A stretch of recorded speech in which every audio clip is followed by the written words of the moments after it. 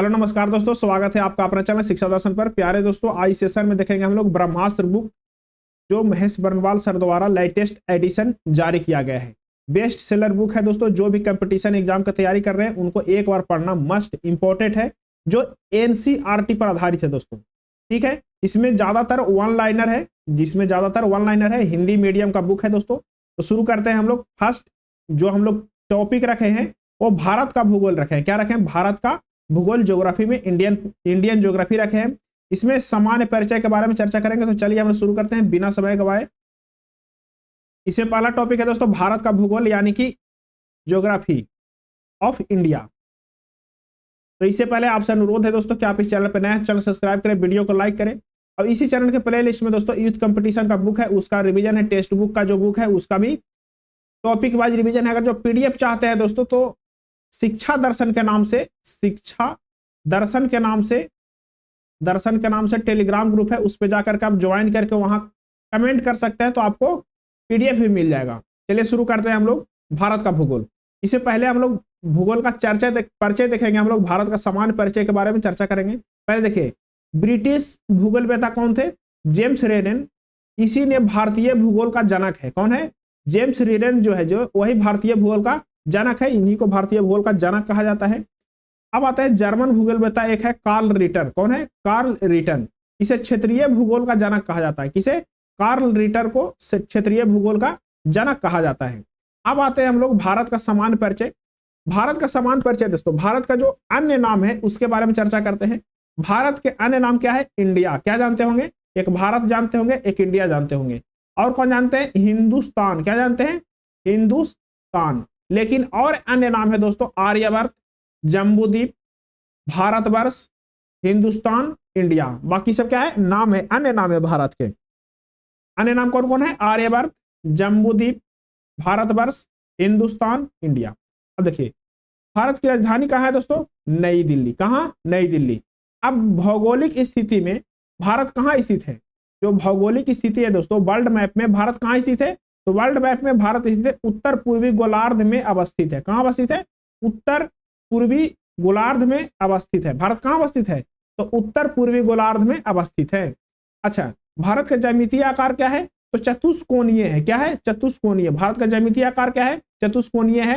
ये सारा पॉइंट जो है दोस्तों एग्जाम में पूछा गया है, इसका जो पूछा गया भी है वो भी हम लोग चर्चा करेंगे। अब इसका अक्षांशीय विस्तार क्या है? तो इसका अक्षांशीय विस्तार है 8 डिग्री 4 मिनट उत्तरी अक्षांश से 37 डिग्री 6 मिनट उत्तरी अक्षांश तक। कहां से कहां तक है? 8 डिग्री 4 मिनट उत्तरी अक्षांश से 37 डिग्री 6 मिनट उत्तरी अक्षांश तक। अब आते हैं हम लोग देशांतर में। देशांतर विस्तार में है दोस्तों 68 डिग्री 7 मिनट पूर्वी देशांतर से 97 डिग्री 25 मिनट पूर्वी देशांतर। 68 डिग्री 7 मिनट से 97 डिग्री 25 मिनट। अब आते हैं इसको भौगोलिक विस्तार। ये तो है अक्षांशीय विस्तार हो गया, देशांतरीय विस्तार हो गया। अब भौगोलिक विस्तार में लंबाई और चौड़ाई के बारे में चर्चा करेंगे। तो जो भारत के जो मैप में लंबाई और चौड़ाई जो है दोस्तों, भारत की लंबाई कितनी है उत्तर से दक्षिण की ओर? 3214 किलोमीटर। कितना? 3214 किलोमीटर भारत की लंबाई है। चौड़ाई कितना है? 2933 किलोमीटर चौड़ाई है उत्तर से दक्षिण। ऐसे वाला कितना है? 3214 किलोमीटर। और ऐसे वाला उत्तर पूरा पश्चिम वाला, तो पूरा पश्चिम की जो चौड़ाई है वो 2933 किलोमीटर है। क्या है? 2933 किलोमीटर। 3214 kilometre, 2933 kilometre. अच्छा, क्षेत्रफल में आ जाते हैं कि क्षेत्रफल में कितना है? तो 32,87,263 वर्ग किलोमीटर है। कितना? 32,87,263 वर्ग किलोमीटर भारत का क्षेत्रफल है। ठीक है, क्षेत्रफल के अनुरूप जो क्षेत्रफल की दृष्टि से विश्व में भारत 7वां स्थान रखता है दोस्तों। कितना स्थान रखता है? 7वां स्थान रखता है। क्षेत्रफल की दृष्टि से भारत विश्व में कैमा स्थान रखता है? 7वां स्थान रखता है। विश्व के कुल क्षेत्रफल का कितना? 2.4% भारत के पास है। कितना है? 2.4% भारत के पास है। विश्व के कुल क्षेत्रफल का 2.4% किसके पास है? भारत के पास है।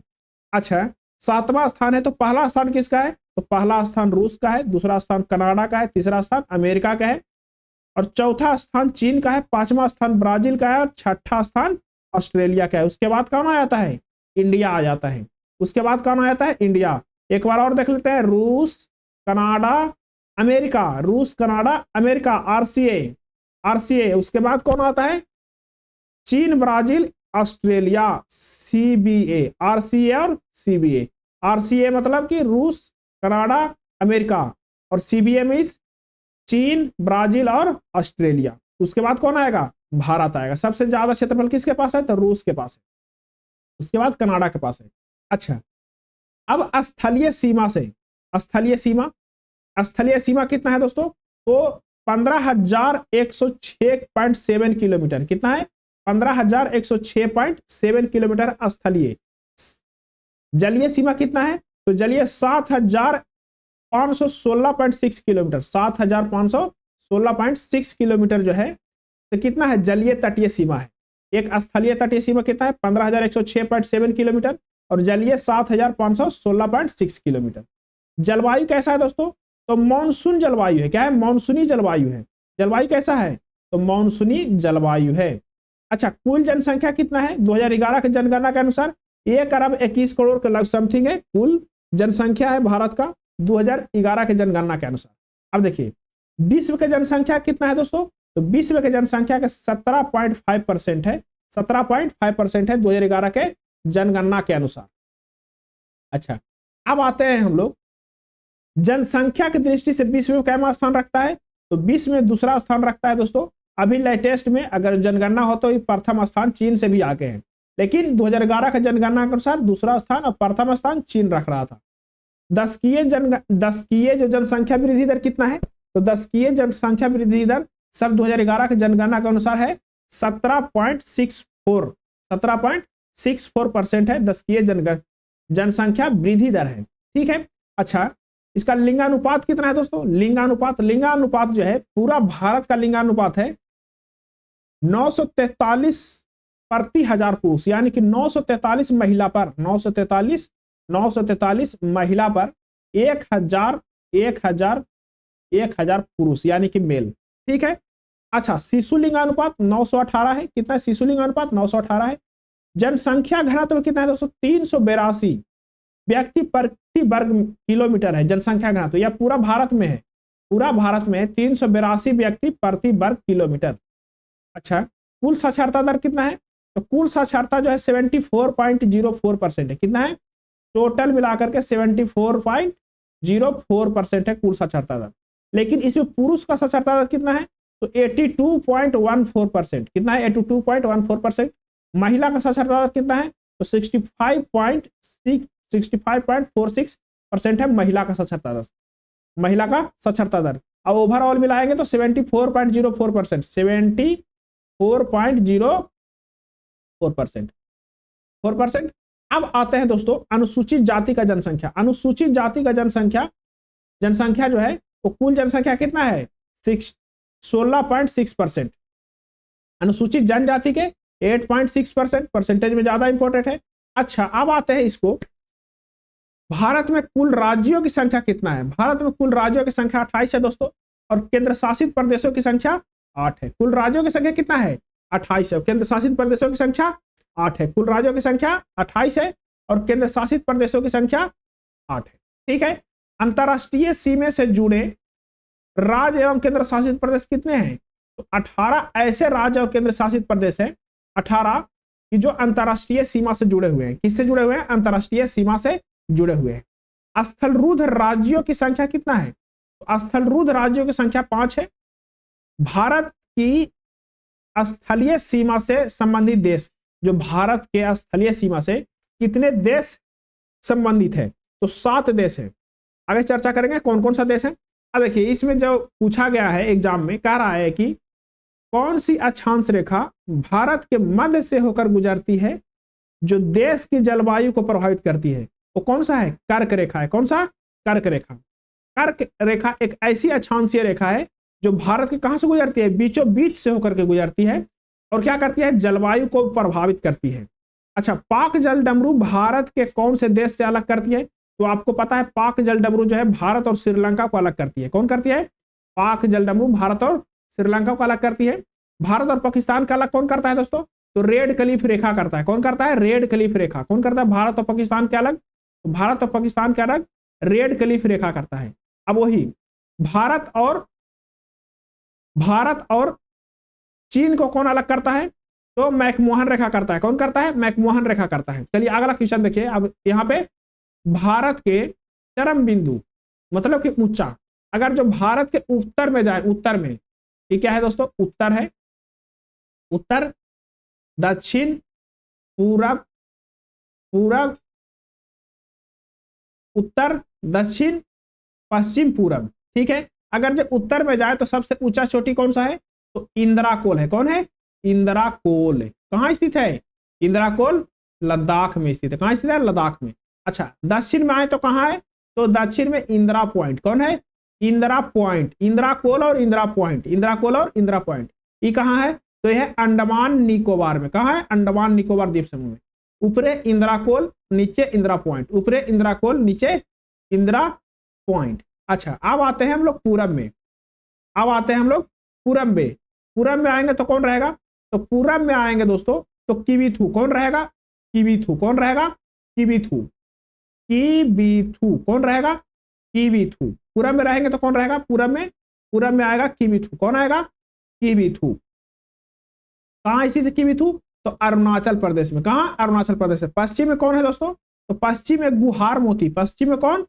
गुहार मोती। पश्चिम में कौन? गुहार मोती। कहां स्थित है? तो गुजरात में। पश्चिम में कौन? गुजरात। गुहार मोती कहां स्थित है? तो गुजरात में स्थित है। अच्छा, दक्षिण में दोस्तों तमिलनाडु में, मतलब कि जो इंदिरा पॉइंट जो है दोस्तों अंडमान निकोबार है, जलीय सीमा पार है, जलीय सीमा पार है, लेकिन स्थल पर है, मुख्य भूमि पर कौन है दोस्तों? यहां पे है कन्याकुमारी। क्या है?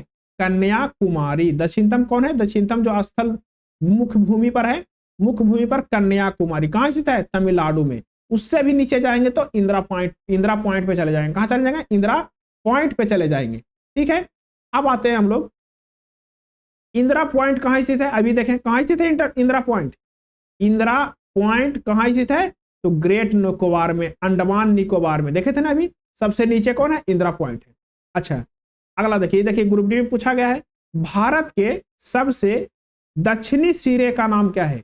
दक्षिणी सिरे, सबसे दक्षिणी सिरे, उसको क्या कहते हैं? इंदिरा पॉइंट कहते हैं। लेकिन यही मुख्य भूमि कहा देता तो वो क्या हो जाता? कन्याकुमारी हो जाता। क्या हो जाता? कन्याकुमारी हो जाता। अच्छा, भारत को कितने भौगोलिक भागों में बांटा गया है? तो भारत को कुल 6 भौगोलिक भागों में बांटा गया है। कितने भौगोलिक भागों में? तो 6 भौगोलिक भागों में बांटा गया है। भारत को कितने भौगोलिक भागों में बांटा गया है? तो कुल 6 भौगोलिक भागों में बांटा गया है। अंडमान और निकोबार द्वीप समूह पर इंदिरा पॉइंट किस देश के करीब स्थित है? तो इंदिरा पॉइंट जो है दोस्तों इंडोनेशिया के करीब स्थित है। कहां स्थित है? इंडोनेशिया के करीब स्थित है इंदिरा पॉइंट। अब आते हैं हम लोग भारत के तटीय राज्य तथा केंद्र शासित प्रदेशों की जलीय सीमा। अगर जो किलोमीटर में देखें दोस्तों तो गुजरात का जलीय तटीय सीमा सबसे ज्यादा होता है। कितना है? 1214.7 किलोमीटर सबसे ज्यादा है गुजरात के। उसके बाद कौन है दोस्तों? गुजरात के बाद कौन है? गुजरात के बाद कौन है?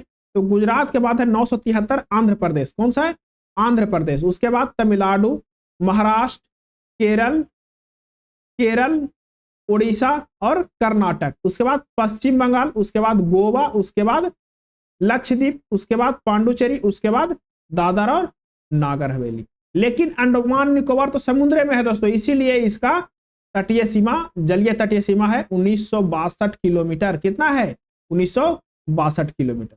ठीक है, कुल तटीय सीमा, कुल जो है जल वाला सीमा कितना लगाता है? तो लगता है 7516 किलोमीटर। कितना लगाता है? 7516 किलोमीटर। कितना लगाता है?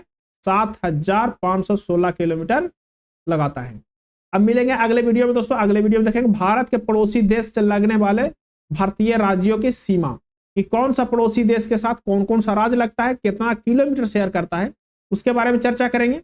ठीक है, कितने देश भारत के पड़ोसी देश है जो स्थल से कनेक्टेड है, जल से कनेक्टेड है, तो उसके बारे में हम लोग अगले वीडियो में चर्चा करेंगे।